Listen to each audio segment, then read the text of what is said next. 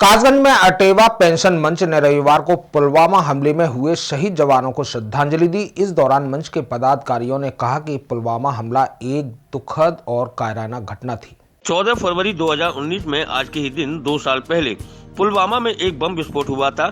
उस आतंकी हमले में हमारे जवान शहीद हुए थे। शहीदों की दूसरी बरसी पर अटेवा पेंशन मंच के पदाधिकारियों ने पुलवामा में हुए हमले में शोक जाहिर किया। साथ ही बस स्टैंड स्थित स्तंभ पर पुलवामा हमले के शहीद जवानों को श्रद्धांजलि दी। इस दौरान मंच के प्रदेश संगठन मंत्री श्रवण कुमार कुशवाहा ने कहा कि पुलवामा हमला एक दुखद और कायराना घटना थी, जिसमें 40 जवान शहीद हुए। उनमें से 22 सैनिकों को पुरानी पेंशन व्यवस्था का लाभ नहीं मिल पा रहा है। हमें उनके परिवार का कष्ट भी महसूस करना चाहिए। यदि पुरानी पेंशन होती तो उन परिवारों को आर्थिक मजबूती मिलती। इसलिए सब लोग जवानों के लिए पुरानी पेंशन की मांग करते हैं। उन्होंने कहा कि देश की सुरक्षा करने वाले राष्ट्र प्रहरियों को पुरानी पेंशन समाप्त करना उनके साथ अन्याय है।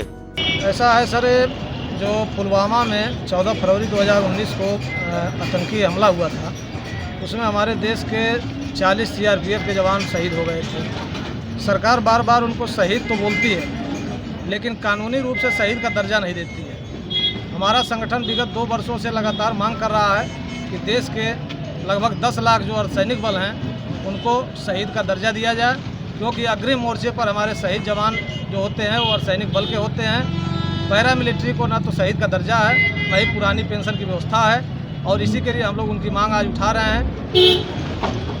बात की जाए 14 फरवरी को कुछ नौजवान बच्चे इसको वैलेंटाइन डे के रूप में मनाते हैं, उनके लिए क्या संदेश देते हैं? उनके लिए संदेश है कि अपना वैलेंटाइन डे मना रहे हैं, ठीक है, लेकिन हमारे देश के जवान जो शहीद हुए हैं उनके बारे में भी वो सोचें और उनके परिवार वालों के लिए, हम अपने देश के लिए, जवानों के लिए न्याय करने के लिए उनके साथ भी खड़े हों। क्योंकि हमारे देश के जो जवान हैं वो गोली तो चला सकते हैं, दुश्मन को धराशायी कर सकते हैं, लेकिन सरकार के सामने, देश के सामने अपनी आवाज़ खुद नहीं उठा सकते।